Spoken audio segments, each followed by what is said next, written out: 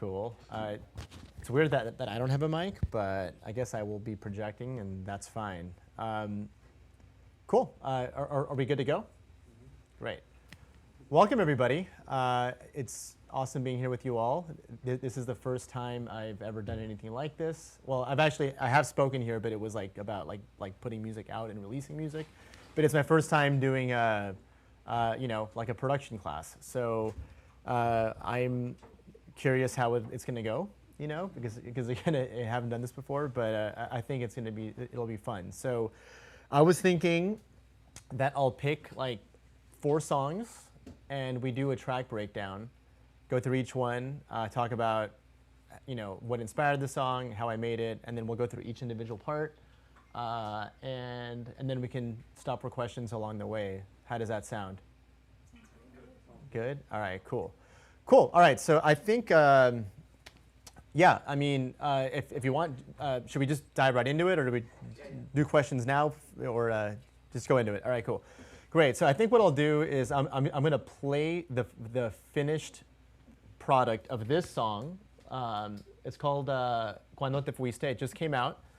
I'll play this in its final finished form, and then we'll get into the session, and then I'll go through each part, and then I'll play it out of the session so you can kind of hear how it's changed. So let's just go here, hit play. So this is being played from Spotify right now.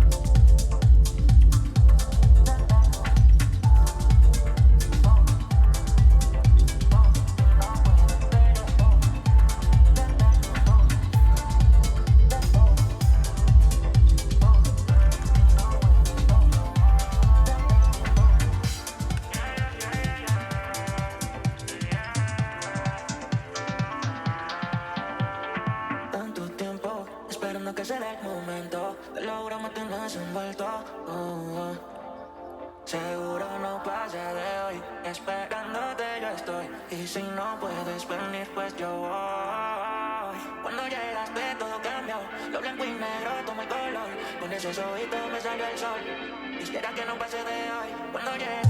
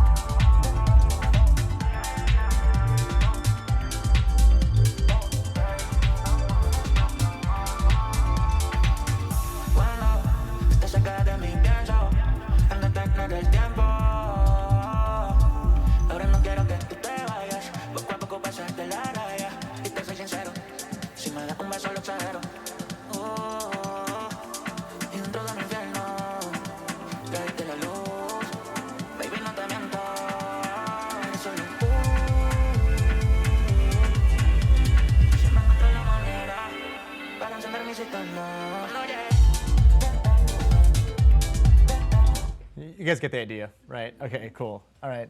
I was like, am I just gonna stand here awkwardly playing my song back? But okay, cool. All right, great. So yeah, that's that record just came out, and I feel like it'd be a good place to start there, just because for me it was a little bit different. I don't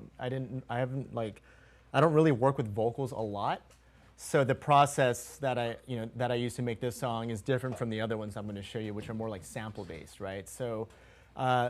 Let's just kind of dive right into it, and I'll kind of explain basically what inspired the song, and kind of where I started, and how we ended up at that finished product. So for this one, it was 100% the vocal, right? So here I have it isolated right here.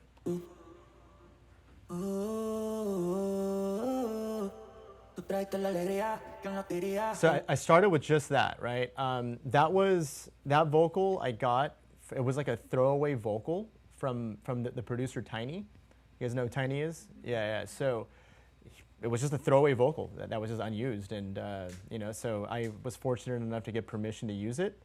To be honest, I don't know who sang it. It was just like a scratch demo, unused song basically, right? So, and what's funny is like normally like he has like this as a demo, and then like a famous like artist, like a big artist will actually cut this and like re-sing it, and like that's what you would hear. But this is basically literally a demo scratch vocal, and I thought it sounded sick, so I ran with it. The next thing I did was came up with some chords, right? So the chords here, super simple. I'll just open this up. So can you see the MIDI there? Like, are you guys able to see this? Yeah. Maybe, I don't know, just get this up a little bit more. So I'll just play this. So I used the Anna synth, just some preset, like basically like, I don't know, like a Jupiter or something, kind of just a saw pad, right? Very, very simple sound, but it's just this easy chord progression. I think the song is in B flat minor, and it's all just a simple 4-chord progression that was kind of built around the chords.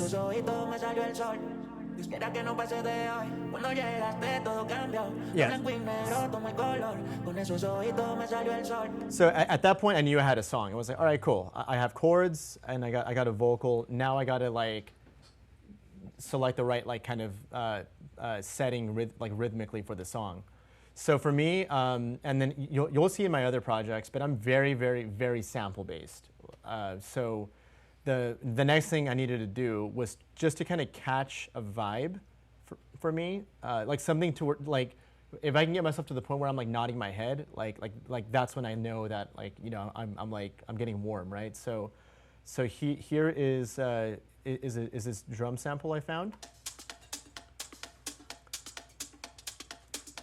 which is literally just the intro of another song, and I just treated it slightly like I EQ'd the bottom off using EQ3. I pitch shifted it a little bit. I used the Ableton shifter to kind of like just change the pitch a little bit more EQ, some side chaining, and then at that point I got here basically.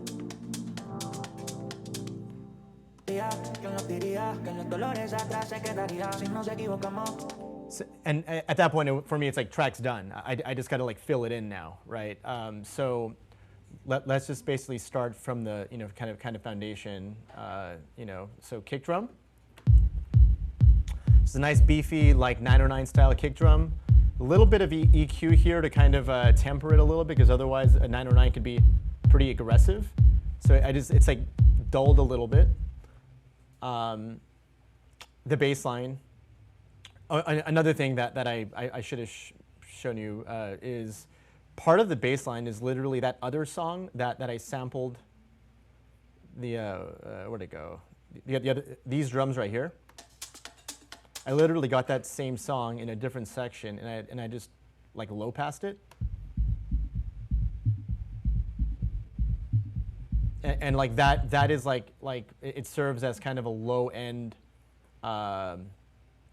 Here, like I'll just play it now with the vocals and just that. So it's just low end groove basically, and that's something I find myself doing a lot. Like in this instance, that track just sounded good already. But you could do this with a drum loop. You can just like low pass a drum loop over your like kind of in the background of your song, and it gives you kind of a rhythmic backbone. Because again, I'm just thinking about, I'm like filling in things, right? So like here.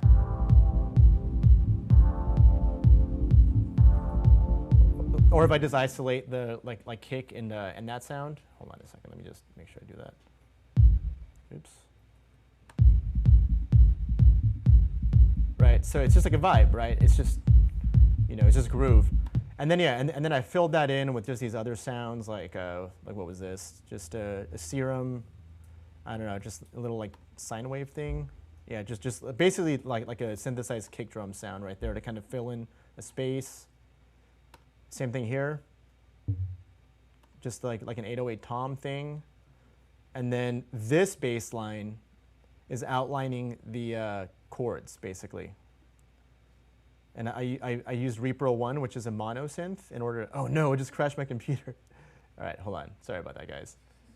I hate when that happens. So when I updated Ableton to 12, for some reason my like UHE plugins just like crashed my computer. So sorry about that, guys.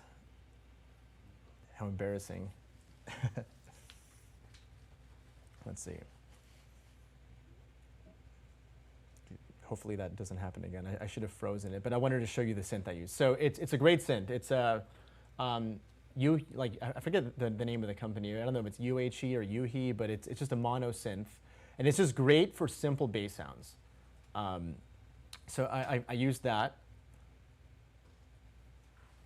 and here is where I ended up with the bass line. And again, the MIDI for that bass line is basically following what the chords are doing, but I'm playing octaves. So like if you look at the MIDI here, it's just like the root of the chord. So it's a B flat, and then I go up an octave. So here's kind of like how it sounds with just all the low end together.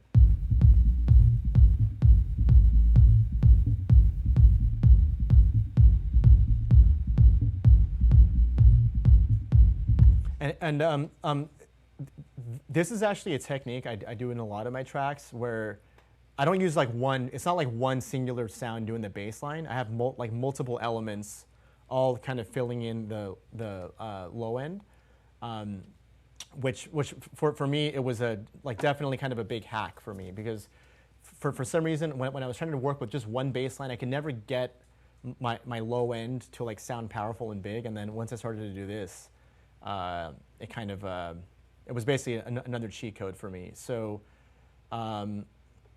yeah, so now let me just kind of play where we're at so far.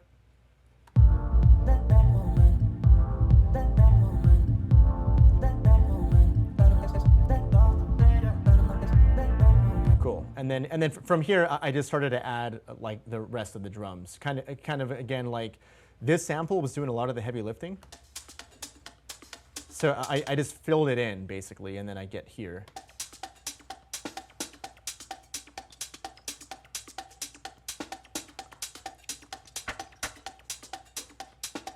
Yeah, so I have just some layers, and I also work in kind of a messy way, so I apologize. What I basically do is I open up a lot of channels, and I just throw mud at the wall. I'm gonna try this sound or that sound. I'm gonna try this drum or that drum, and ultimately and then I shave it down, and then that's ultimately how I get to my finished product. But yeah, but like here, let's see what's going on here. It's like some hats that I played in using an MPC sampler, and then I flattened them. Then I layered that with this hat to kind of fill it in. Then I use this top loop here to kind of I use stuff like little textures like this. It's just a detail, but it's definitely it just adds some texture to the track, and it's like kind of like what you hear in the more like minimal house kind of sounding stuff, but it sounds really good in music like this as well.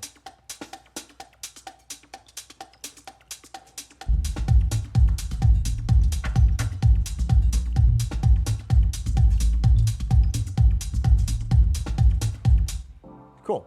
And then yeah, vocals. I started with just this one main vocal stem, and then from there, I basically chopped it down, and made I basically made effects and chops out of that main vocal. So I made a vocal, a reverse vocal thing there. These, I forgot how I made these. I think I dropped this a cappella into Ableton Simpler, sliced it up, and kind of just played that in, and then I recorded it in and froze it. So I'm not Actually, it might be good just to, I mean, for those who are newer, just to see like what I mean by that. But so you can just get this. Wait a minute. Oh no, I made a, what is it, MIDI? There it is. So you can do this. Thomas, do me a favor and can you turn your automations off your lanes right now? I think it'll be easier to see. Oh, wait a minute. Just press A on your keyboard. Oh, yeah. There you go. All right, cool. Yeah, so here's the acapella. You can just hit slice. And then now, here, let me turn the keyboard thing on.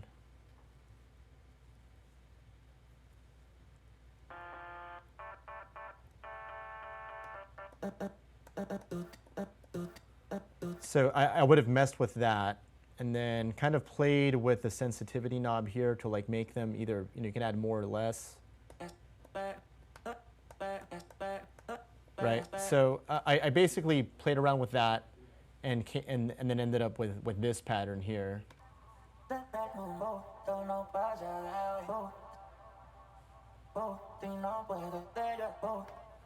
Right, so, and yeah, like I probably messed, like maybe like 20 minutes of messing around just to like get to this point right there. But yeah, I'm just trying to think of what else is notable in this track. I always like to use little background like textures. Like this is, what's this? Just kind of like a jungle kind of sound, like ambience. Same here. So like it's not in the front of the track, but just like subtly in the background. It almost doesn't make a difference, to be honest, but I like that kind of stuff. And then just like your standard like swooshes and like sounds like that and stuff. But yeah, and then like just to kind of show you like how I like to like lay my tracks out. So once I get to the point where I'm ready to arrange my song, I'll usually bunch up my tracks into various groups. So I'll have my kicks. Sometimes if I have different layers of kicks, like here I have basically 3 layers of kicks, but I have kicks. Then I have bass, like all of my low end, basically in one bus. So all those sounds kind of live in one bus, right? And then I would have processed them, so side chain compression, a little bit of saturation. I like monitored them out right there, but yeah, I keep all that, and then I like putting my like mid percussions into one stem, or one bus rather. Then all of my high frequencies, I also put those in its own stem, and then I router it all into a single drum bus. So here like is where I like to like add basically drum effects that color the entire, like all the drums. So what I like to put on all my drums is this from Sound Toys. It's called Little Radiator. It's basically a saturator, and it just does a good job at it like glues all of my sounds together. And what I mean by that is like every sound in there is like from a different sample pack, or like I took it from like another song or something. When I route it all through this drum bus and play it through here, it colors all the sounds to make it like sound like cohesive, right? So I like to do that, and then yeah, and then here like you have this, like just like the standard DJ effects, right? So I got this like EQ that here if I turn the automations back on, you can kind of see like throughout the arrangement, the like filters open or close, and do little weird tricks. And then I also have these reverbs that open up, like here, let's just.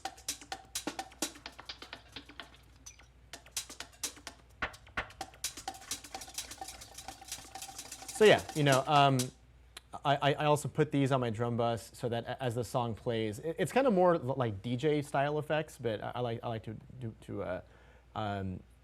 put those on my drums as well.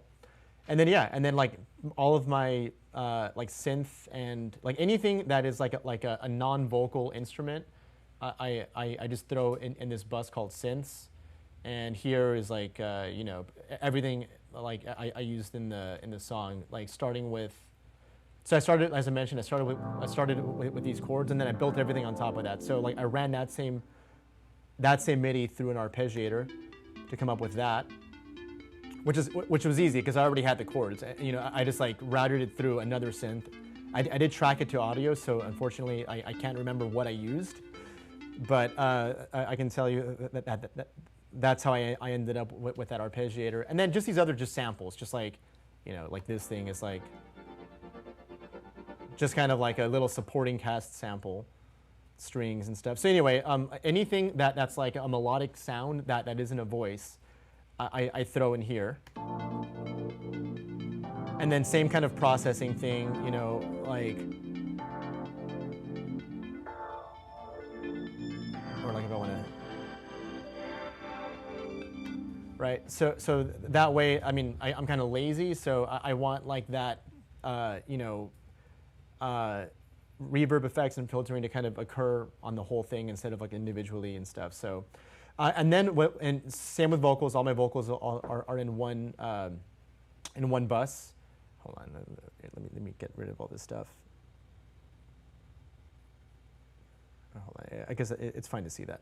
Yeah, and then same with like sound effects. And then what I basically do is when the song's done, I export every one of these. So kick only, bass only, mid perks, top perks, synths, vocals, and sound effects. So whatever that is, that's like 6 stems.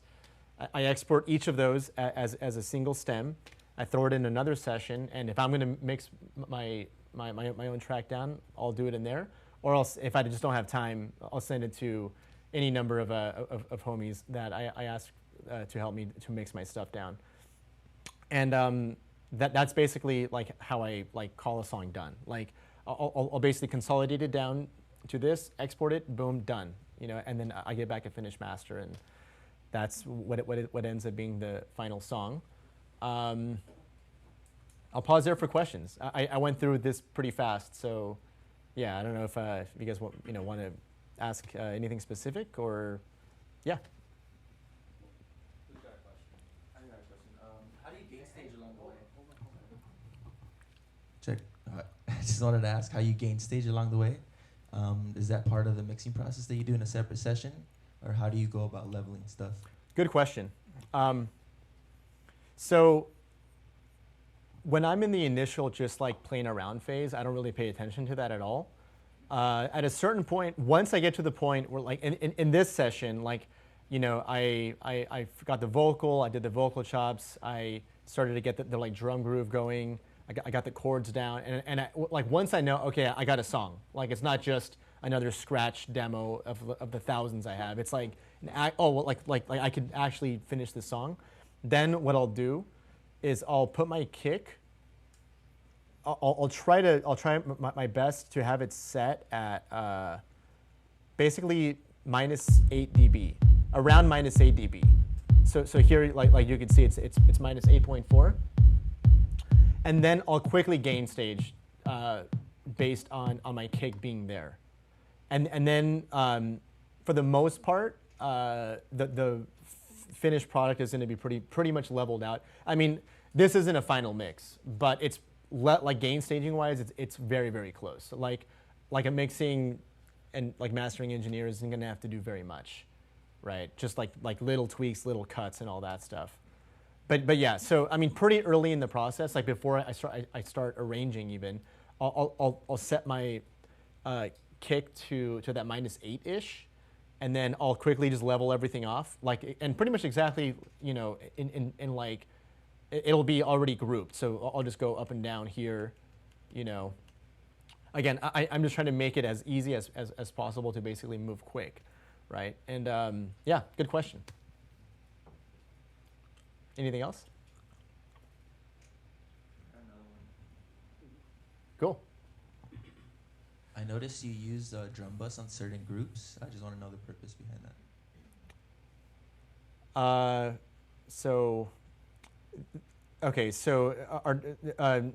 Do you mean how all of these are grouped, or?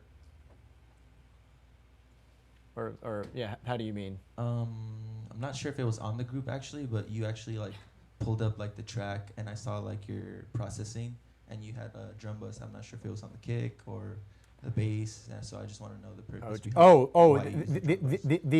the Ableton drum bus. Yeah. Got it. So that right, like here on the kick? Just a little bit of saturation. Good question. So if I turn this off, I actually turned off that EQ. It just fattens it a little bit. So on my kick drum, like again, this isn't necessary because like most kick drums that you get out of sample packs are already like pretty processed.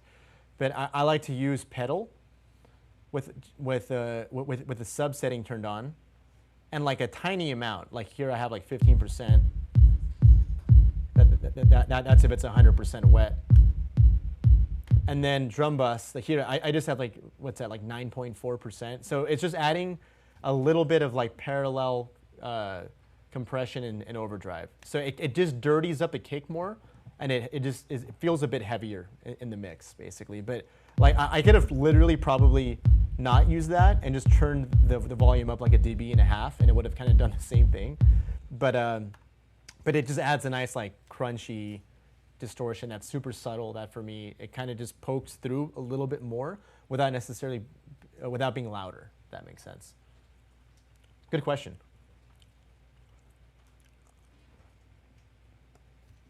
Cool. I have a quick excuse me. Yeah. I have a quick Okay. question. How long did this song take you to make from start to finish? A couple of days on this one. Yeah, I mean, I kind of took my time to get the melodic parts down and like playing around with the vocal chops and stuff. It happened relatively quick. Like once I had the like chord progression, the vocal, and that initial like drum loop I showed you guys, like I basically, it's like in my mind it was done. Like at that point I'm just filling in things. Other times, like if I don't have a strong foundation like that, I just endlessly just mess around, and it can take weeks or months or even years. So this one happened pretty quickly, and it's been done a long time. Like I finished this, say last spring maybe, I think, and it just came out. So that just also goes to show you like how long it takes to get music out sometimes. But yeah, good question.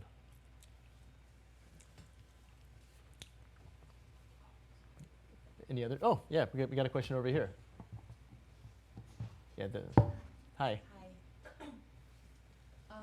You mentioned how you like to sample a lot. Yeah. And I think one of your percussion, you mentioned how you sampled a intro of another song. Yeah. I wanted to know, like, what's your sample clearing process? Did you have to go? No, not at all. No. Yeah. So you should clear your samples,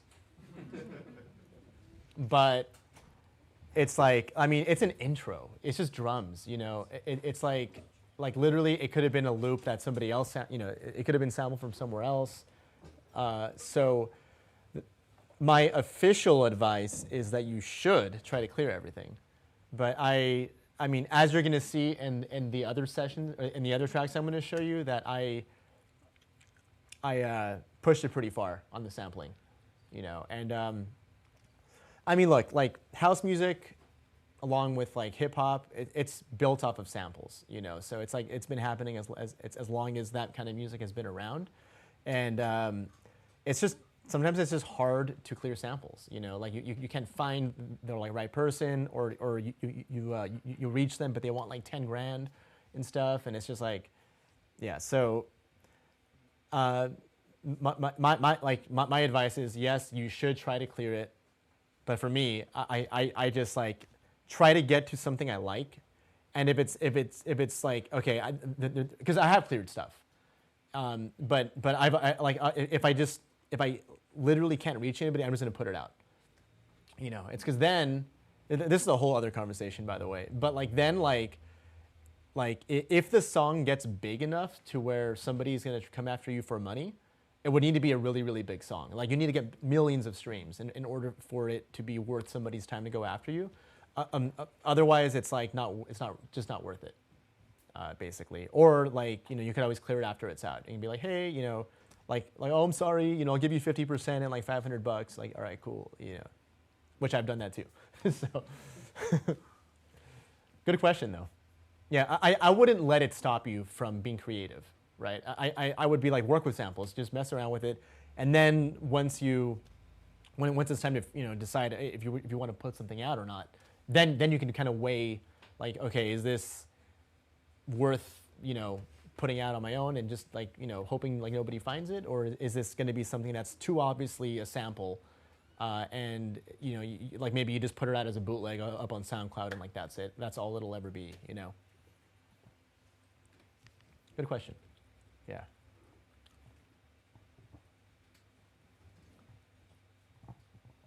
I have a question. Cool.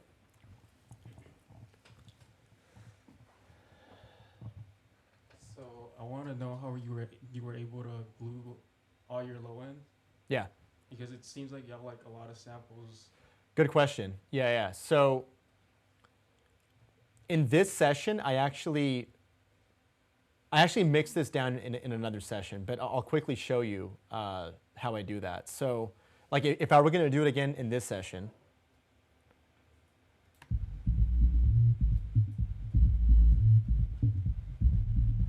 so here's what I would do. Here, I'm just going to delete all this stuff. Actually, hold on. No. Okay, so I like to make sure that it's in mono first. So here you'll see it's Ableton's utility. It's set to bass mono. So I guess for some reason I decided to let everything above 120 hertz go through. I don't know. I should have just done that, but for whatever reason, I put it like this, and I'm not gonna. It's just how it ended up. I like to use this, and I pretty much use this on every low end bus. I use the stock saturator, warm up lows. There, like it adds a little bit of a difference. Look here, super subtle, but it glues it all. It just glues it together, right? Just a little bit, because what it's doing is it's saturating all of the low end, and it's like making it like it's one sound basically. The other thing I do is I use the glue compressor low extender. Again, I in every single song. So in this one I did it in the separate mix session, but essentially, so I'll get it to the point where it's jumping a little bit, just a little bit, like maybe 2 dB. You can go a little bit more extreme, flatten out a little bit more. So like there, and then I might add back like maybe 1.5 dB. So there, like you can hear a difference for sure. If I turn this off now, turn it back on. That might be a little too extreme, actually. I'll turn it back a little bit. But yeah, so it's basically these things right here is my like low end bus basically, right? Then there is, I don't know, like I don't want this to become like a mixing class, but oh wait a minute. But I also use Slate digital plugins to do my mix downs, and they have a mix rack like preset thing. I'll just show you. It's just easier. So again, this is unrelated to making music. We're talking about mixing now. But that question was a good question. This is the other thing I do. I use the Slate virtual mix rack if it doesn't crash my computer. Oh no, spinny ball of death. So what I will actually do is I'll put that on that lows bus. And then what it does is it basically glues my kick and my low end together.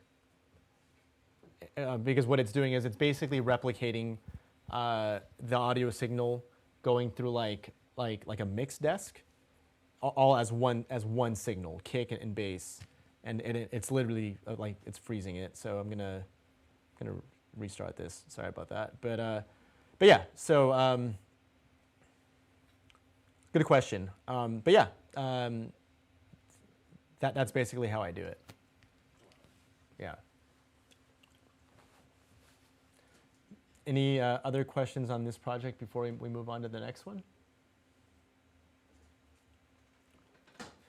Cool. To talk about like how another thing I wanted to also do is talk about my process for how the song actually like how it got released, basically, right? So I made the song, and then something I always do is I send my unreleased music to DJs that I like and that I'm cool with to try out. So this one I sent it to a bunch of them, but I don't know if you guys are familiar with Mason Collective, but they're homies of mine, and I sent them this song, and they I saw that Omar downloaded it. He's one of the guys in Mason Collective, and then he just sent me a video of him playing it in Florida, like in Orlando or some shit, and like that for me is all the feedback I needed. It's like cool, like. Somebody played it, people are vibing to it, I'm down to put this out, right? I typically only put out music that I get something like that from. Like I send it to DJs, I see who downloads it, and if they're playing it, cool. Like that's a song to put out. If it doesn't make that cut, unless I really like it, like if I'm iffy about the song, I'm not gonna put it out. You know, just because it's just like not worth it, you know, at least for me, you know, unless I'm like, okay, all these people are wrong. Like I really love this song, but if I'm on the fence about it, I'm not going to put it out. Super quick, I do want to try to throw that mix rack back on there, just because I want you guys to kind of see what it does.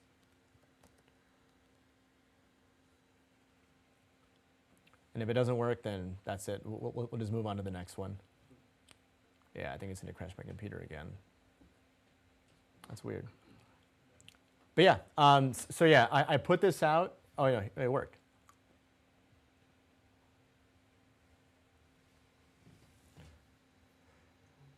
Okay, so here, let me just turn all this off so you can hear. So here's without it. Silence.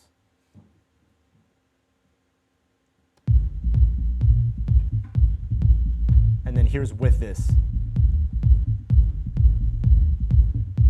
I don't know if you guys can tell the difference, but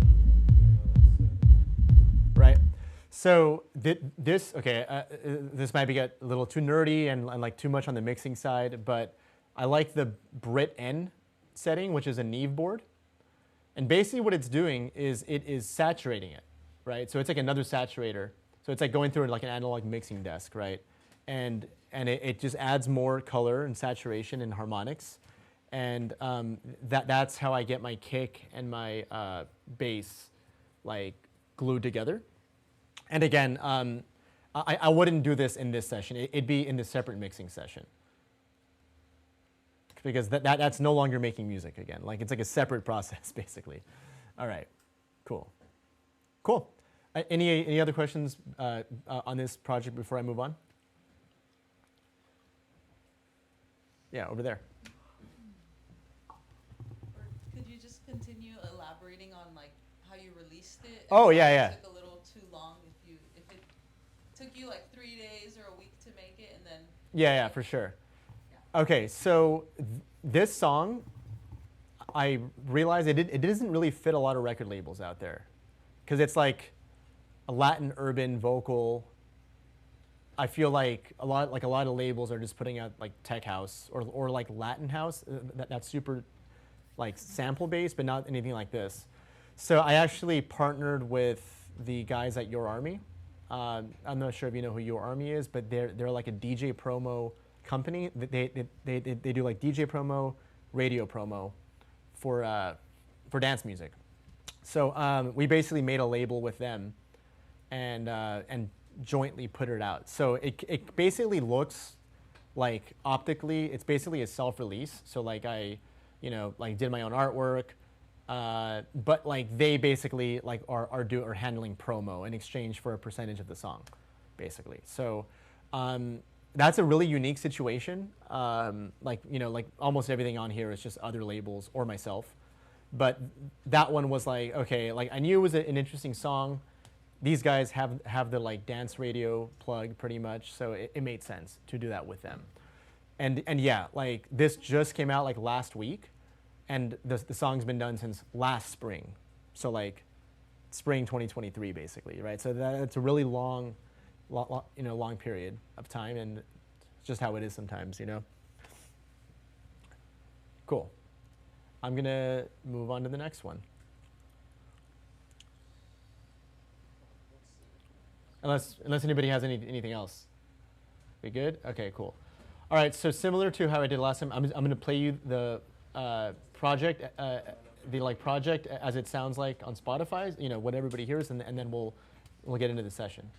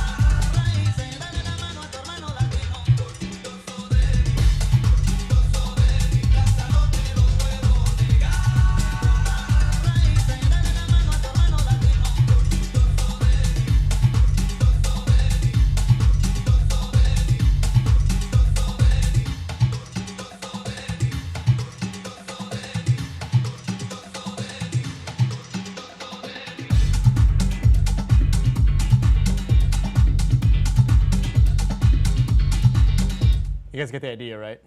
All right, cool. Cool. All right, so this was a really, really fun song to make. It's actually really, really simple. And it's back to the sampling thing. It's about finding a really good sample and letting the sample do like most of the heavy lifting, right? So what inspired the song was two things. There's this song that came out, I think maybe like 5 or 6 years ago on Carl Cox's label. He has a label called Intech. And this song was like a low-key song. But it was basically a techno track with a Latin sample that was like 1 bar long. So I'll play you that song so you can kind of... Next number sounds so nice.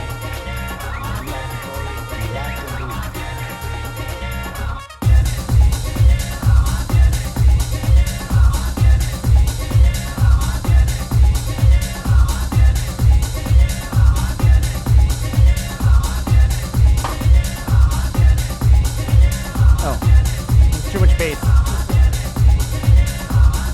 So yeah, like a loopy, like Latin techno track. So I always wanted to make something like that. For years I had it in my mind, like I want to make something like that. But it's like super sample based. And then funny enough, I was, so I got inspired like to make the song when I was at Miami Music Week last year. Just from going out, like going to Club Space and like, just being in Miami, I was like, okay, now I want to like find the like right sample to make this song with. So I found this song right here.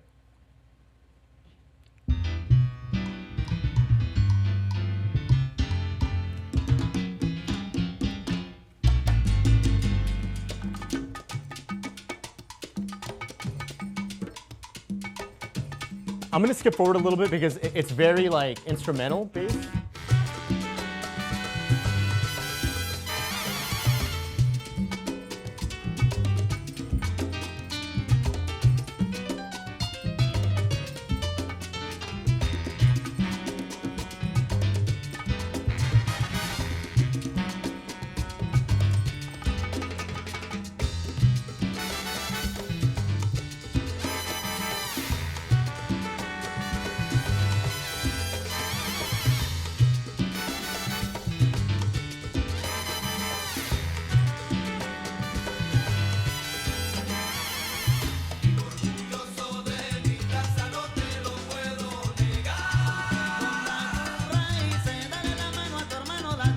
And that's the song, basically. So yeah. So okay. So I found that sample, and then I was like, all right, I want to make, remember, like something like this.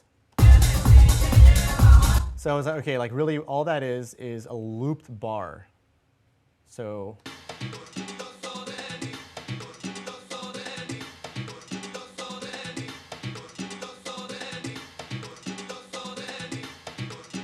That's literally this section of.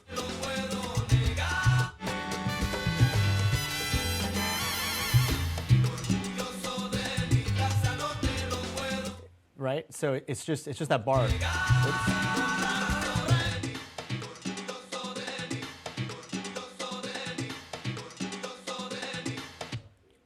Right?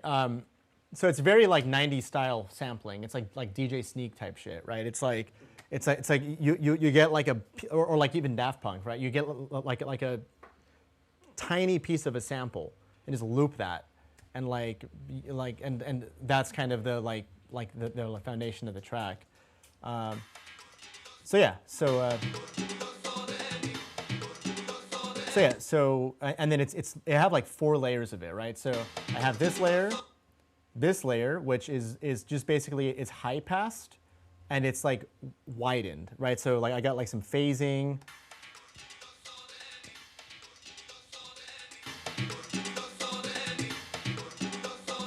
Like if I turn any one of these off, it just doesn't sound quite as full. And I got this idea, or like this way of working from A-Track, like because he when he does a disco type edit, he does something similar.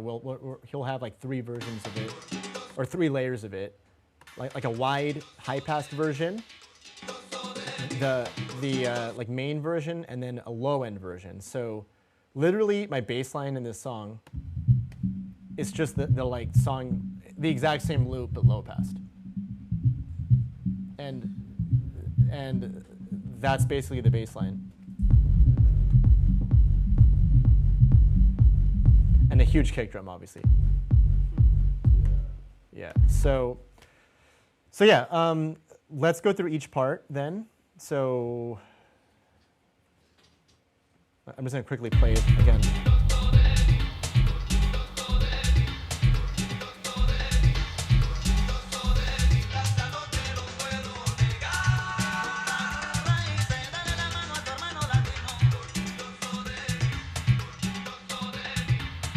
The drum break here, it also came from the original song as well. But same thing, like it's just a loop, kind of just looped over and over again, like just a little part of the song, like 1 bar. And then that piece too is also a sample from the same song.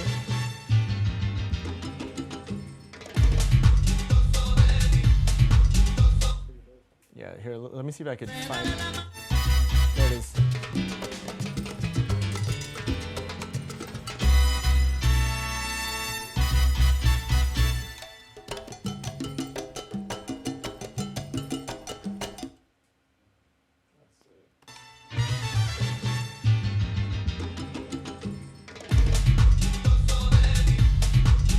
Cool, and then so yeah, once I got to that point, like again, it's like I got a song, like I just now gotta just fill it in, right? So yeah, because I used the low pass version of that same 1 bar loop as my bass line, I needed to fill it out. So I have like a bigger kick drum than I would normally use. So it has like a long tail. I usually like kick drums like this. Maybe like that, but I needed to fill out low end, right? So I use that. And then I did have this sub just doing slight like almost to fill in space. Like if I just play that with the just that in the kick drum. And then I don't even remember what this was. Oh, just kind of more like kick drums, right? Like so the whole thing. So remember, I like in the previous project, I said that I like to make my bass lines out of different sounds. So yes, so this one's basically 3 layers.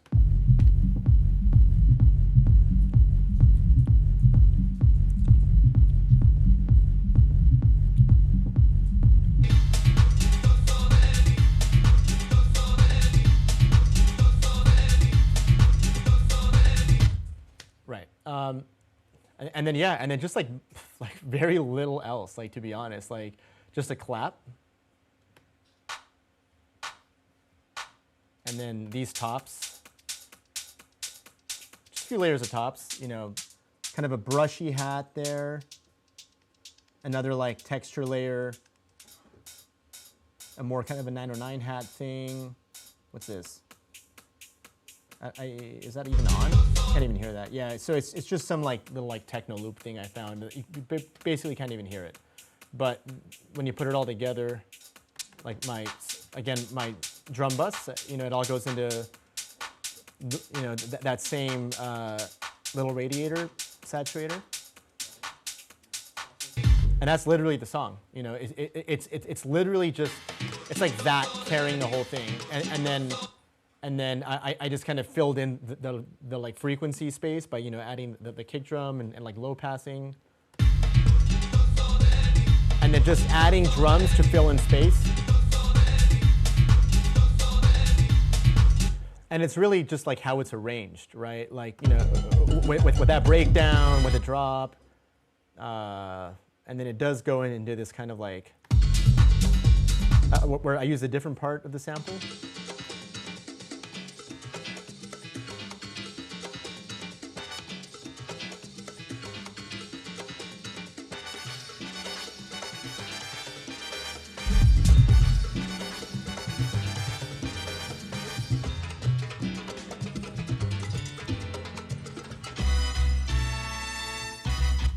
So yeah, very, very simple song. Questions?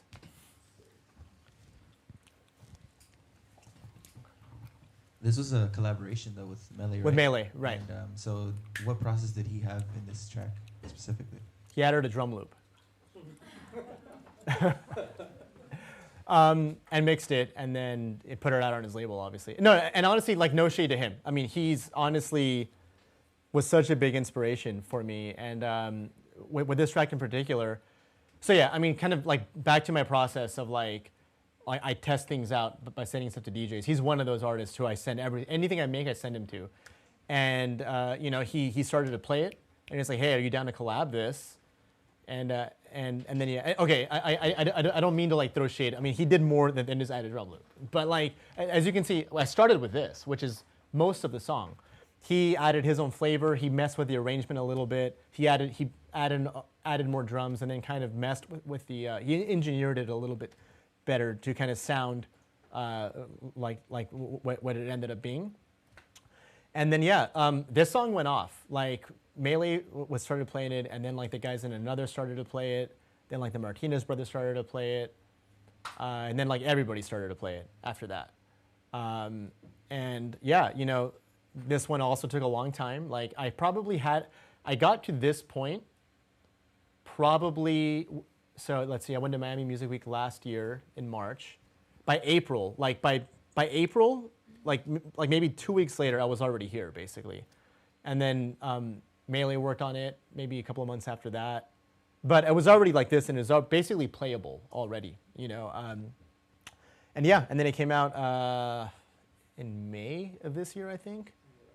So yeah, it was done basically a year, just sitting there, like, with a bunch of people playing it out, and it was just unreleased track, right? So, so again, you know, like a big part of how I like to release music is I need DJs playing it first.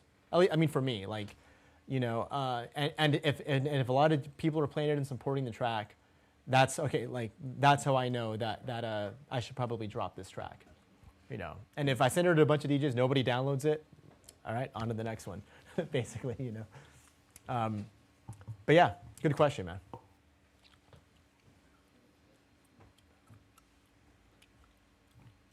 I kind of to touch on that too with the collab. How did you send it to him and then he was the one that kind of said I want to hop on, or did you tell him to hop on the collab? He asked, and also, I mean, I was already cool with him. I had already released on Club Bad, and yeah, and you know, he supports a lot of my music, and yeah, you know, I sent it to him. You know, he tested it out, and he asked. You know, I mean, like, I think it was a unique enough track, right? Where it's like it's not like what you know, it was made very intentionally, because remember, like the like reference I played you, and how I sourced the sample is like very unique. So like it sounded like that's kind of Melee's vibe, right? Like he sounds like Melee, you know. So yeah, for me it was flattering to ask, you know, to him to ask me to work with him. I got more songs with him too. I don't know if they'll come out, but I have like 4 more songs with him. And then also to touch upon that, when you started the track, did you have a quote unquote genre in mind? Like what would you call this genre? I have no idea. It's Latin house, but it's not like Latin tech house. Yeah. You know, yeah, I don't know. So I think it's just Latin house, man. Do you know. Do you have like already in mind, like, oh, I'm gonna go like the techie way or the more Latin way? Or Good like question. For me, it's more like I think about like environments. Like I want this to go off in like Ibiza, Miami, right?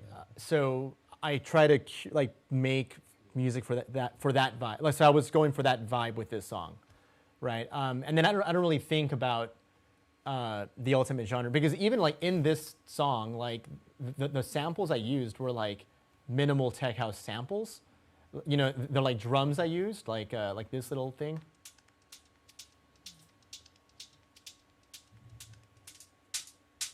I mean, but because of what the sample was, it kind of took it to another place where it doesn't sound like just other, you know, like Latin tech house records basically. So yeah, so I try to not think too much about the genre, and I try to like make a song for like a vibe. Like it needs to be like Factory Town, Miami, like at 6 a.m.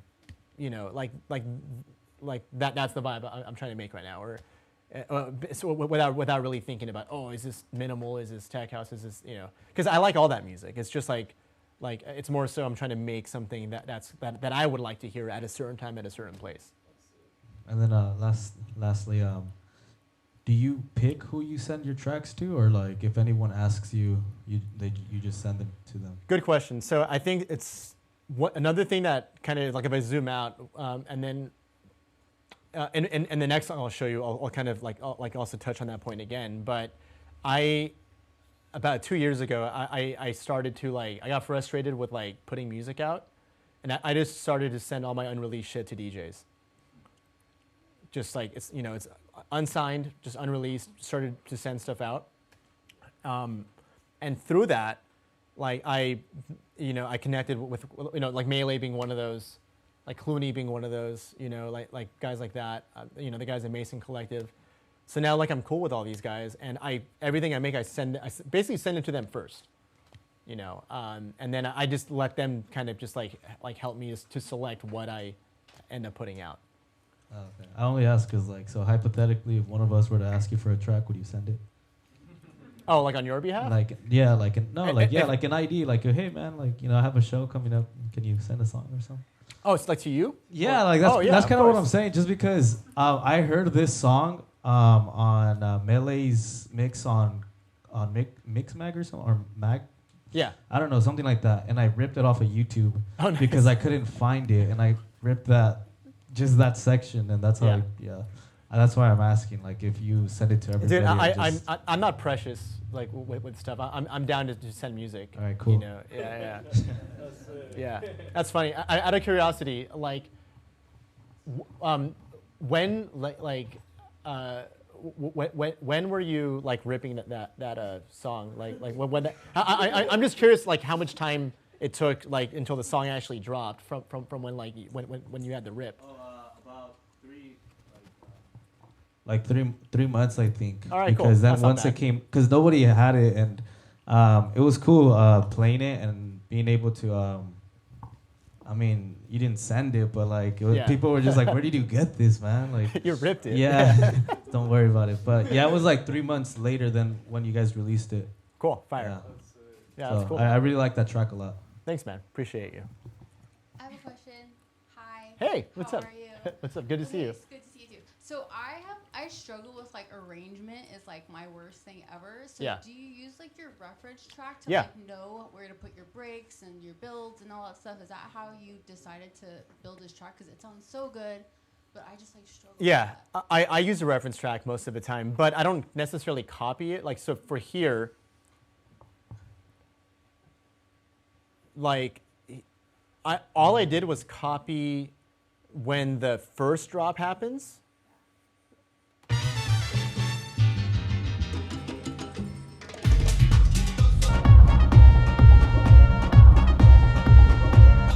Right, and then when the last drop happens. And then I kind of like filled in the space as I felt like it would best sound. You did your own thing. Yeah, but like I use the guardrails, you know, like, yeah, yeah. So I mean, I'll usually pick like, all right, you know, like drop one, final drop, and then maybe like if I know that like in here, the breakdown's like this long, so here, you know, like I might just copy the like length of it. And then like I could almost like delete this, and then I just know that, okay, I like these are the sections that I basically got to fill in. Yeah. So yeah, I recommend reference tracks for that if you need help just to like, you know, lay it out. I try to do that, and then I get so frustrated because I'm like I feel like it interferes with my grading, you know, like as I'm going. But then Yeah. if you say that, like I'm just gonna keep Well, doing it, like, and trying. So an interesting point is those should almost be separate processes. Like if I'm like thinking about arranging while I'm like messing to try to find the perfect 1 bar sample, like it's like a different process. So I almost like spend a bunch of time finding the like right sample, getting like a perfect loop first, you know, and then I will go into arranging. You try to separate that process. Yeah. Thank you so much. And then the last thing is like, okay, so I see here that like I saw like a lot of like wave files, not so much like MIDI things. Do you tend to like just, some people are like, oh my gosh, I create my own like MIDI and whatever. Hell no. You know what I mean? No, Like, so you just, yeah. So good question. In the other song I showed you, I did lay out chords on MIDI. saw that. But like those are like basic chords, just super basic chords, right? Normally I work with a lot of audio and like sampling. So like although this song was honestly more sample based than any of my other things, I do work with both, but it's like 70-30, you know, like 70% samples, 30% MIDI, basically. You don't let it deter you, like, oh my god, I'm sampling too much, like I'm Not at wearing all. my own hats and like whatever. So I really look up look up to Bontan and Melee. Those guys do almost no MIDI. It's all audio for the most part. Yeah. Thank you so much. Yeah. Cool. Great. And then yeah, you know, so to kind of round it off, yeah, like, well, actually, any other questions first on this project?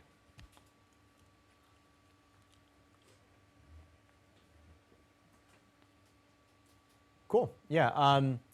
But yeah, you know, this song for me was definitely a bigger one. I mean, obviously, like working with Melee was like after, you know, after that, I felt like it was like, all right, like I I think I could do this now. I think I'm like, starting to kind of land closer to where I had always kind of wanted my music to land. And the DJ support I got on this was like, for me, like, super, like it inspired me to for sure keep going. It's like, all right, cool. Like if all these guys I like and respect are playing my stuff, I'm gonna keep it up. So, yeah, cool. Am I good to jump on to the next one? Okay, cool. Do you guys want me to do an unreleased one or my other big song, Beeper? Which one do you want to hear, the unreleased first or unreleased? Oh man, okay. Let's do the unreleased.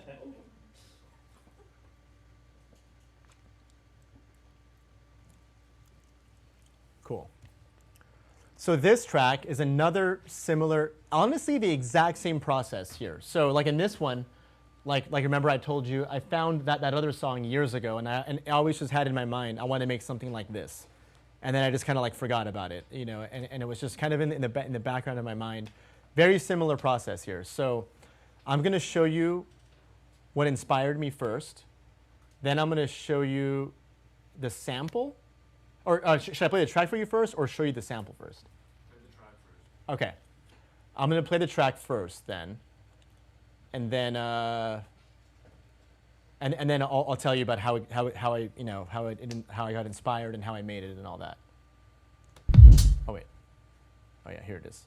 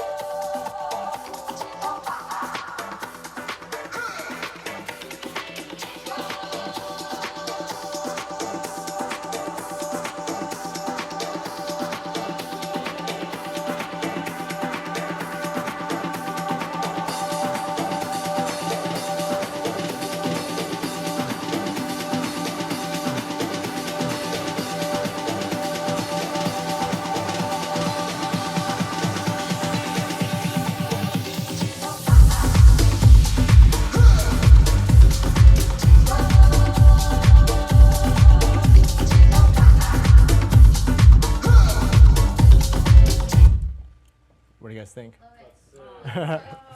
Okay, so this one's coming out next month on. You guys know Moonchild? Yeah, so it's coming out on Moonchild, which is dope. Super happy with it. Yeah, so a few things about this song that is actually almost completely parallels the other song. So Ritmo 305. So on this one, like a few things I always wanted to do. I always wanted to make a song with an extended breakdown like that.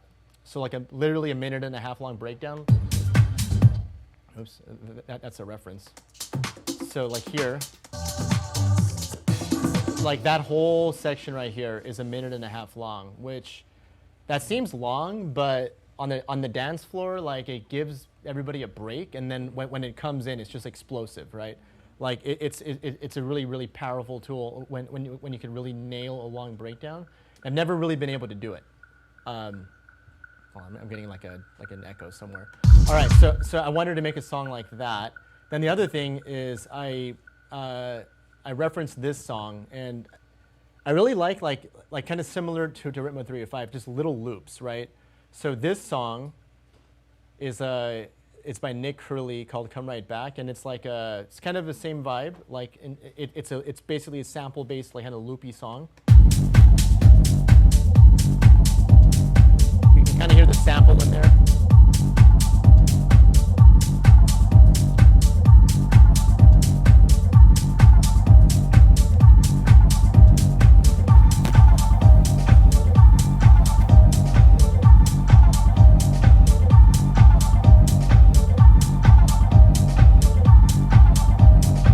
Same kind of a thing. Like he also, I mean, I basically like time-wise copied his breakdown exactly.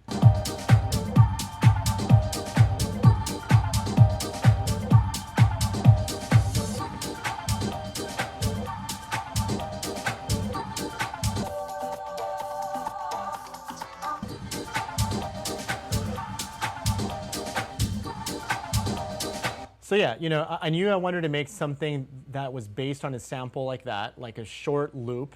And then I found this song, which has been sampled like 1 million times and been like covered 1 million times, but I decided that I wanted to make my own version.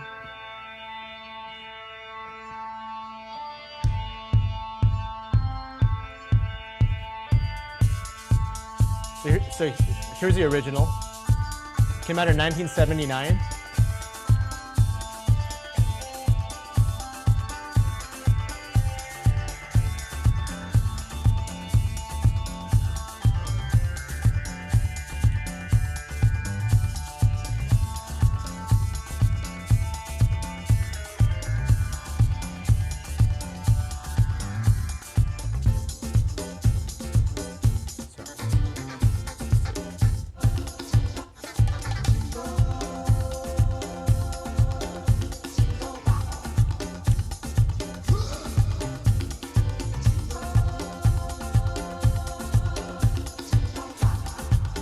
So that's a source sample, basically.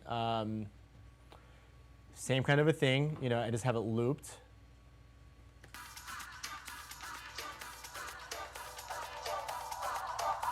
And then I have a filter freak doing a band pass. Because like remember, in my reference, I wanted to have like the same kind of filter loopy,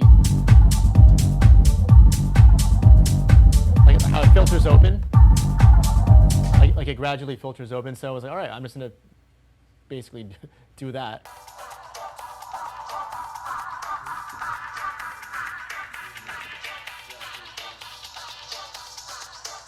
And I think I might have done this. Oh yeah, and I even used I like also did the same thing as I did in Ritmo. I like low passed the actual song, and then I layered just a square wave over it, and then another sublayer. So, oh, and then here, like back to your question about like how I glue things. Like here's the the exact thing I did in the other one, right? It was just warm up lows and that glue compressor, and I even left that slate thing on here too. But yeah, so yeah, I mean, I guess just like once I got to that sample, and then I also created another channel where I used other pieces of the song to get like drum fills.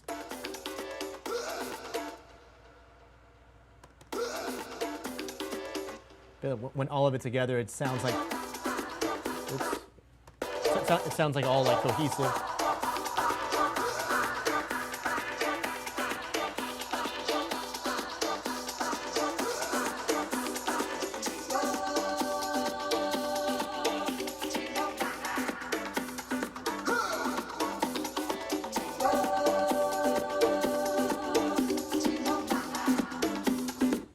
Cool. So yeah, I mean, it's basically filtering in the entire time, kind of just getting like the samples kind of getting bigger and bigger in the song, kind of filtering in, and also volume fading in. And then yeah, so the next thing I would have done is filled it in with with all the low end information. So I would have gotten to this point. And then again, I'm like relying heavily on the sample, right? So then I pick drum sounds that just complement what's already there. So clap, these little glitchy sounds. Like I recorded that from somewhere. I don't even know where anymore, but I basically made that off of something. Can't remember where. And then just additional extra little percussion hits. And then high frequency percussion. So yeah, like a main hat here, an open hat, a small closed hat, a shaker loop, kind of just in the background, kind of adding more texture. And then this kind of a percussion loop too. But it really just serves to complement like what's already here, right? So.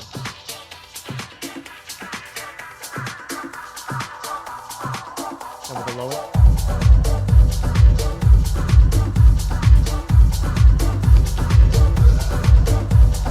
Yeah.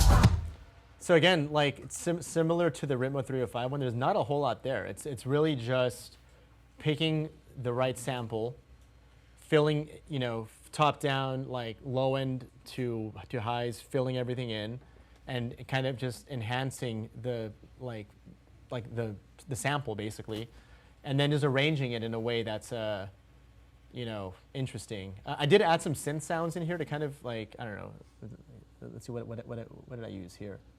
Just kind of little kind of like dubby little stabs.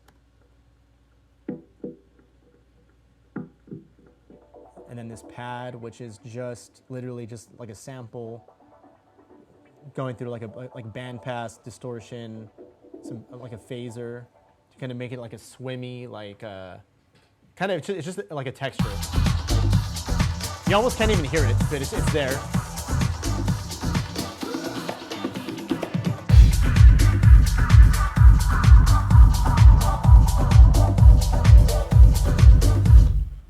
Okay, and then just like some mild effects. I mean, same kind of a thing. I like to put little like crackles or like jungle sounds, super low in volume in the mix as just like ambience, and then some like just standard EDM like sweep things.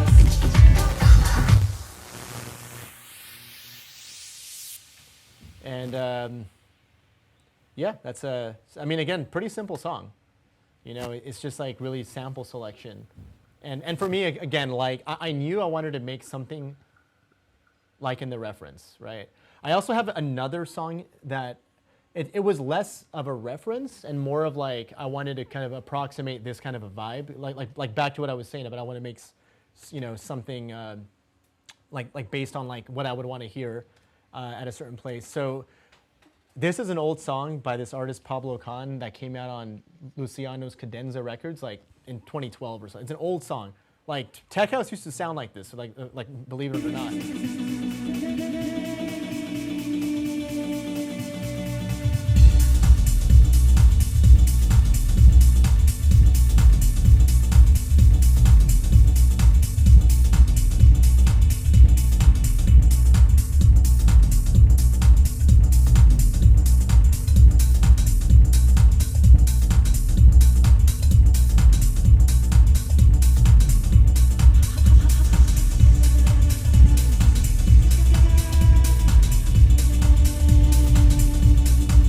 So like again, like I put that reference in there as like I wanted to make something with also that kind of a vibe, like kind of euphoric. Also like it has a really long breakdown in here as well, which is something I wanted to try to do as well.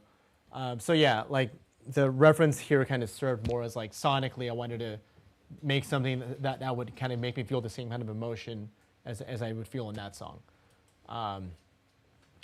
So yeah, that's kind of how the song came together. Again, like it hasn't come out yet, but as I mentioned, it's coming out on Moonchild. And yeah, like a bunch of people are playing this one too, which is, again, it's that same pattern, right? Like I send it to a bunch of people and then just wait and see what happens. And if people are playing it, awesome. If not, I just move on to the next one. But yeah, any questions?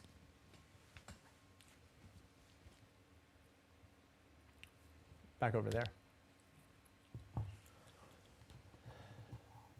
So after your success, like that you mentioned in the last song, you mentioned that when a lot of DJs started playing it, it made you feel like, oh, okay, like I can really do this, like I can keep doing this. You mentioned that.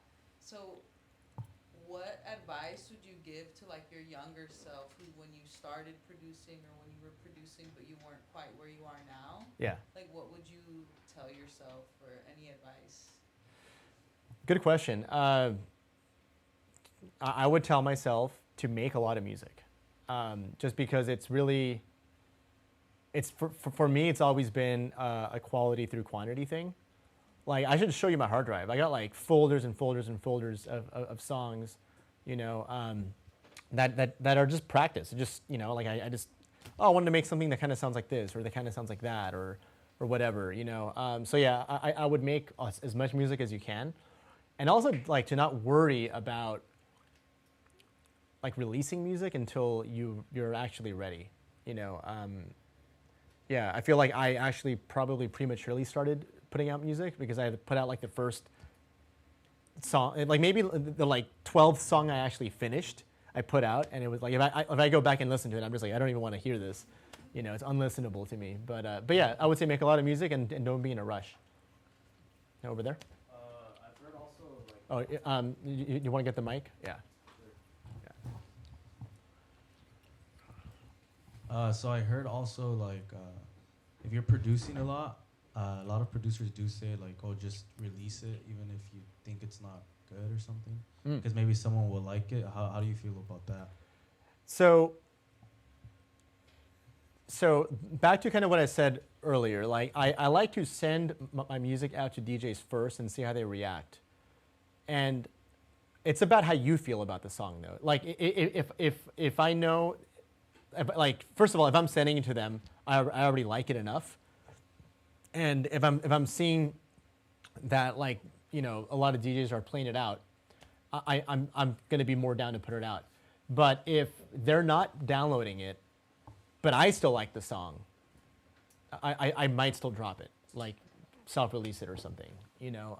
So yeah, it's kind of you know, it's kind of a weird like you know, kind of a weird line right there, because it's like it's how do you feel about the song? Like if you think, man, I really like this, but other labels just aren't fucking with it, and like which is fine too, because I mean, think about it, you know, labels are wanting to do their sound, right? And if your sound's not their sound, doesn't mean it's a bad song. It just doesn't fit, you know. So yeah, so ultimately it's like it's how you feel about it. Like if it's, man, I really like this, then it's probably a good chance you should put it out. If it's like, I don't really know about this song, I don't really like it. Like if you don't feel strongly about it, that's fine. It's just a practice song. You can make another song. And then lastly, have you always gone by Thomas Garcia, or like were you always producing Latin house, or? So I've always used my name. I've always listened to like Latin kind of house. But I didn't really start trying to really kind of lean into this sound, which is actually what I like, funny enough, because I was trying to, again, like back to like making music like early on and stuff. I was trying to sound like other I was trying to make like Dirty Bird music basically. I couldn't do it. It sounded bad, right? So which is fine. You know, like I still like amazing label, amazing sound, but I tried to sound like that, and it just didn't work for me, right? So it wasn't until I, you know, probably, you know, maybe 3 years ago, is when I started trying to like, okay, you know, I've always liked Latin house music. You know, I'm Hispanic. I love listening to this music anyway. Why not just try to make it? That's the other advice is like make what you like, you know, not what you think's cool. Yeah. I only ask because I feel like I don't know if for your artist profile you have to build a certain aesthetic behind your stage name, where you're like, Yeah. you know, that's why I asked, just because you know, how did you go about like just picking your name rather than kind of, because I feel like your name fits the aesthetic of like what you're doing. Right. So like that's kind of why I was asking that. So I decided to go with my name because I couldn't think of anything else.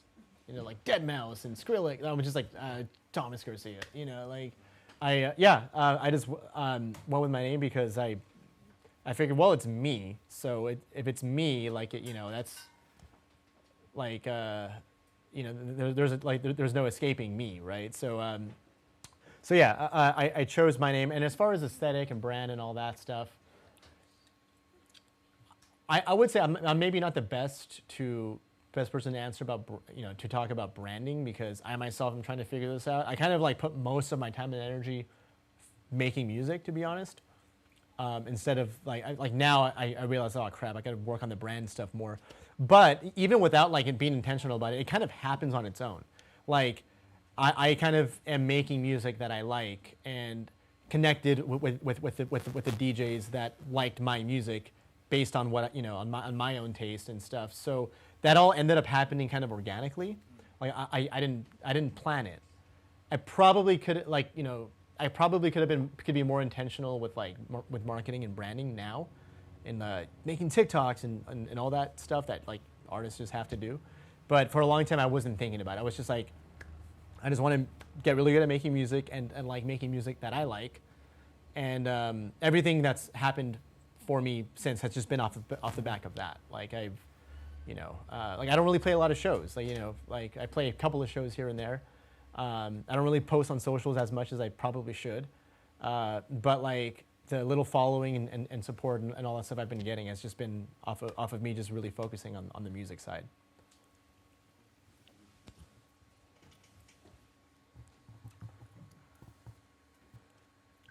Any other questions? Yeah, back there. I saw that you played Splash House. Yes. That's a super fun festival. How did that booking come about? Good question. Hold on, I'm just opening the next session really quick as well. Golden Voice reached out to me directly. Like I don't have an agent, so like I don't have somebody like hustling for shows for me, but somebody at Golden Voice found my music basically and reached out and asked if I would want to open for John Summit. So yeah, I mean it was great. Like the like first time I played this song live was there basically. Like I myself hadn't played it out live yet, so it was like cool, it works, you know. But yeah, so that one was them reaching out to me again off of the back of what I was doing creatively, right? So, you know, there's something to be said there. If you know, if you're kind of like trying to make your own vibe and like trying to, you know, do you, like I feel like it's just easier to stand out, you know. Okay. I'm not sure how much time we have, but I want to get into the like last. Okay, cool. All right. Well, obviously, most of you probably know this song. I'll play it off of Spotify first.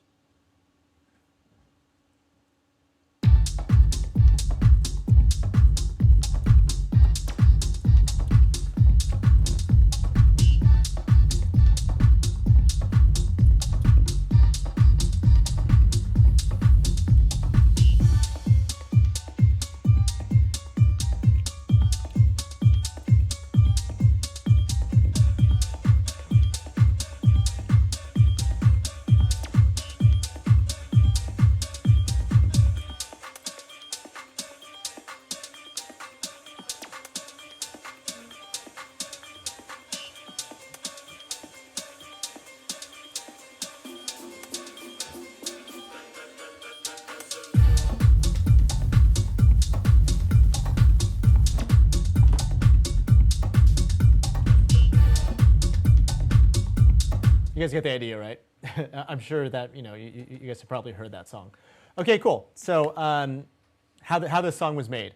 So at the time I was listening a lot to Black Child, like one of these Solid Grooves artists, and I really wanted to make something off of a Latin sample, but use drums like the little tiny percussion that you hear in in that kind of minimal house, so like this.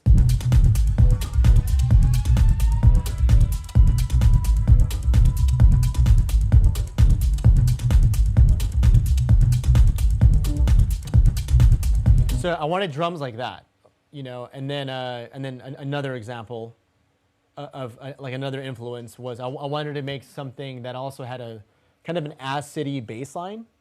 So like here's kind of the reference that gave me that idea, which is another Black Child track.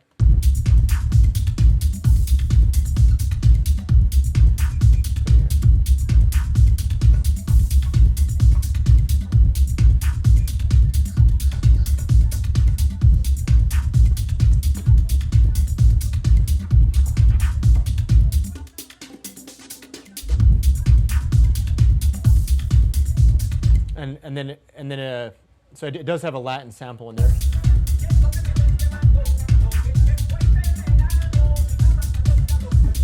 So I was trying to aiming for something that's kind of like, okay, like aesthetically fits like with that, right? So we started with the sample. So I made this with my homie Late Night. I tried to get him to come out to like talk about this, but he had work.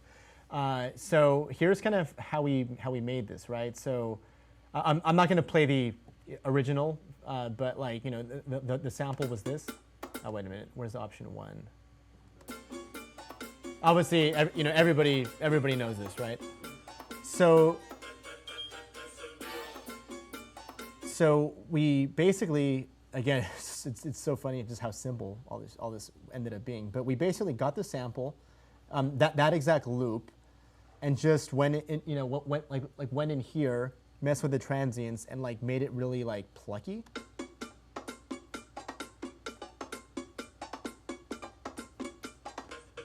To make it like glitchier. On its own, it sounds really sloppy. Like when you hear this, you're just like, you're like, it sounds like it's like glitching or distorting or something, right? But we added you throw on the kick drum, and then as I mentioned, like I like using a lot of layers of bass. So have this layer that came out of just like a sliced up loop. Then this was basically like a low end kick. And then this was another kind of acid sound right here, which came from getting a loop, throwing it into simpler, and then just slice to MIDI. So yeah, like acid sounds, and when you put it all together.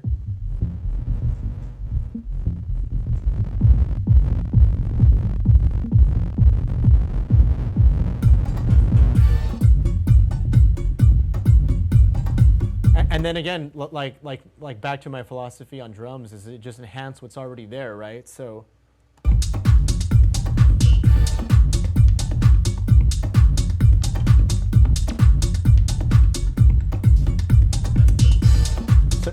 just to quickly walk through there. So if I go back to the reference, like it's like a little tiny clap, right? So just a little clap. Like let's go to the reference.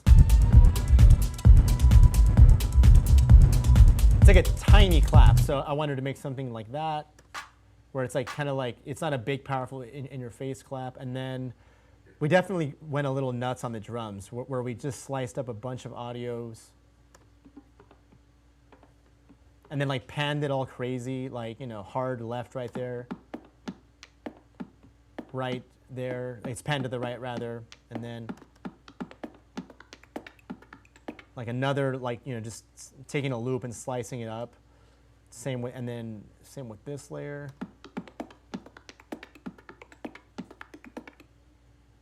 And everything is like panned in a different way, or has a phaser on there. So everything is like constantly moving, like in the stereo field. And then drums, like high frequency stuff in here. basic hat, kind of just like, you know, again, like I like just throwing entire loops into simpler, then slicing the MIDI so you kind of get everything in like. So I like doing this to like fill in gaps, right? And then same here, just like filling stuff in. So when you put it all together.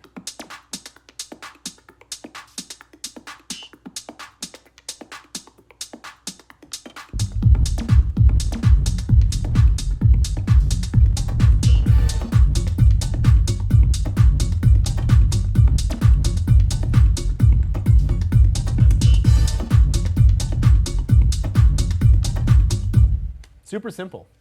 Kind of, I mean, again, the like theme is like, I start with, I want to make something that sounds like this, you know, like I start there, like, oh, I want to make something kind of like this. And then I find a sample, and then I just use that sample to, and then kind of fill in the, like you know, drums and bass line and everything to kind of approximate the vibe in the other song that kind of inspired me. And then you end up with something that's just unique, right? And it doesn't sound like the references, basically, right? And yeah, you know, this song was probably one of the quickest that was finished and released. Like, you know, everything else takes like a year. Like this one was just a matter of months, right? So we finished the song. I should show you the like project files, but we have like 14 versions, which is like kind of overkill. But like when I work with a collaborator, with this particular collaborator, we like are super picky about stuff. So we had like 14 versions of it. And if I played any one of them for you, like they probably all sound the same, you know, to anybody else. But yeah, you know, we went on the Space Yacht like tune reactor thing, submitted it. They immediately wanted to sign it. Like they like listened to it and were like, and I'm friends with those guys, so they like called me and were like, yo, like let's put this out. So I was like, sure. At that time, I hadn't really started to like put out like the like Latin leaning stuff yet. And I was kind of like losing steam a little bit. Like, you know, I was trying to figure out like, oh man, like, and again, like I was trying to make this other sounding tech house stuff for a while. And I was like, all right, I gotta like, you know, change it up a little bit. So Space Yacht Records agreed to put it out. And then by this time I was already doing the thing where I was just sending stuff to DJs. And Clooney played this at Space, I mean like 2 years ago. And at that moment, it's like, all right, cool. Like this song might go then, right? You know, because if Clooney was playing it, and then also like he recorded that set and put it up on YouTube and SoundCloud, and then like a bunch of people were like, oh, what's the ID? What's the ID? And like finding out it was me and like hitting me up and stuff. So so yeah, and then after that, like just everybody started playing it. You know, it was that thing that where it's an unreleased song that a bunch of people are playing. And yeah, you know, this one was the song that for sure, I would say like put me on the, like it started to like, it gave me a little kickstart, like kind of like down like this direction. And it got like a lot of DJs playing my music out and stuff, and kind of like set me up for where I'm at now for sure. So yeah, I mean, that's kind of like how this song came about. Any questions? And obviously I just use samples and everything, as you could see, you know, so I have no shame about that at all. We actually tried clearing this, and it was going to be like $9,000. So we're like, let's just put it out. And then if they come after us, then hopefully it would have made some money then, you know. Yeah. Cool, any questions?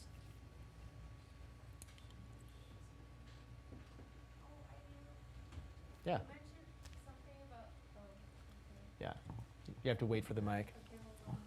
I don't know if you talked about this already, but like self-putting out, like yeah. How do you do that? What is that? Self-releasing? Yeah, self-releasing. Yeah, so yeah, you know, I mean, like if you want to instead of releasing on labels, you could use an independent distributor like a DistroKid or a TuneCore or any number of companies. And then you could just put it out yourself as your own label, basically. Yeah. Over here.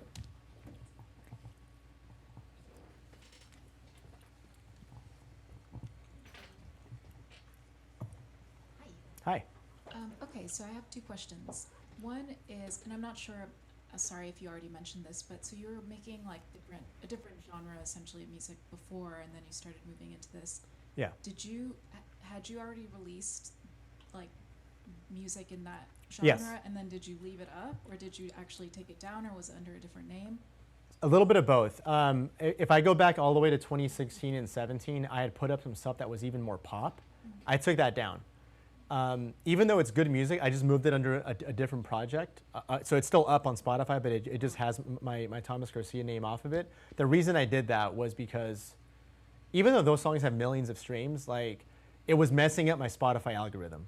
So I removed that. But the other songs, I mean, the other songs I guess were close enough. It was still house, but it was like trying to be more like American sounding, Right. you know, like American tech house sort of sound. And all that stuff is still up, which I wish I can take it down, but it's still up. Yeah. Yeah.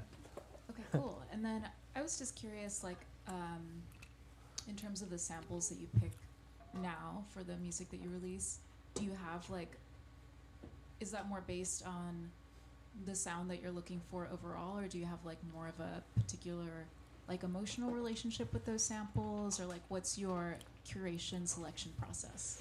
So on Spotify, I have a playlist. Let me see. Sample. It's called Sample Mate. It's a private playlist with 439 songs in it. And as I go about my day, just listening to music, I just add stuff to it. Sometimes it's other songs that are like already house, and I'm like, oh, like I want to make something like this someday. Or it's just a deep cut, like.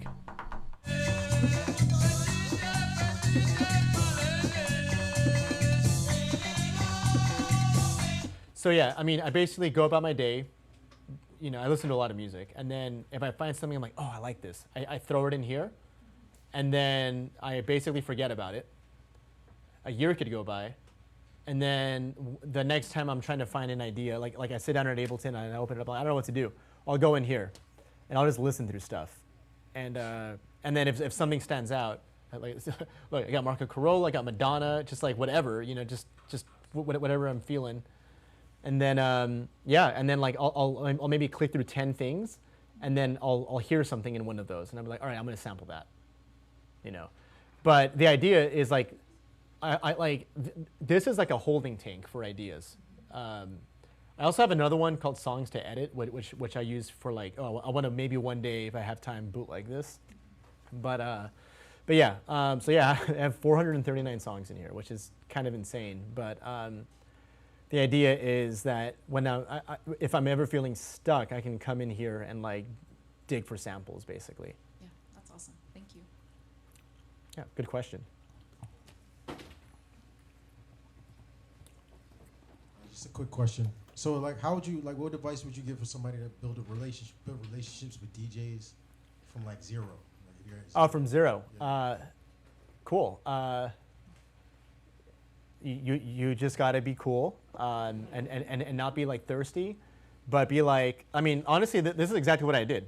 I just DM'd a bunch of DJs, and I said, yo, I like your stuff, you know, I love your music, I love your DJ sets, whatever, you know, like whatever I say. And it's usually, you know, like I'm really only sending music to DJs that I think like would play my stuff, so it's genuine. And then I'd be like, hey, I got some music that I'd love to send you. How, you know, what's the best way to get it over to you? Email or what? And then I, you know, I don't just send it to them. I say, hey, how do you like to receive music? And then they'll usually tell me, like, oh, just send it here, like in the DM, or like, oh, like, you know, just email it or whatever. And that's it. You know, and I just did that a lot, you know, like just over time, you know. And then now I have a pretty big database of, and I'm like, at least all these DJs know who I am at least now, and I could send it to them, and they're more than likely gonna at least listen to what I send them. But I've been doing that. Yes. So the Clooney thing, you know, Clooney played this track. I think it was in 2022. So I had already been doing that by that time, and I just now am to the point where I can send stuff to like Another or Jamie Jones or people like that now, you know. So it takes a while to like build the relationships, and you know, like people like I target all the smaller guys first, and then I go up a tier, you know. And also when something big happens for you, like so for example, last year I put out my first EP on Club Bad. Pete Tong played it on BBC Radio 1. So what I did was I DM'd everybody and said, hey, you know, I just wanted to send you this new song, like Pete Tong played it, like on Radio 1. And then like immediately, like most even if you're a big, super busy DJ, like it gets your attention. So when stuff like that starts happening to you, you can for sure like, yo, like so-and-so played this song, like I think you might like it. So you do ask, like, well, you don't send like a link or like, hey. You gotta ask. You gotta be like, how can I send you music? Do you prefer email or whatever? Like you can't just send them a link, unless you're already cool with them. Yeah. Yeah, good question.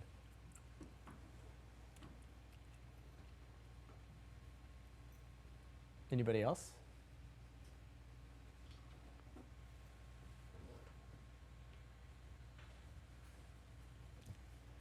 Everybody's tired? Well, that's it. Let's give it up to Tom. Cool. Thank you all. Cool. Yeah, and I'm also like pretty accessible. You know, like I live here in LA, and if you guys have questions and stuff, you can hit me up. And you know, if you guys want feedback on music or whatever, I'm definitely accessible. So just feel free to hit me up. Yeah, cool. Yeah, absolutely.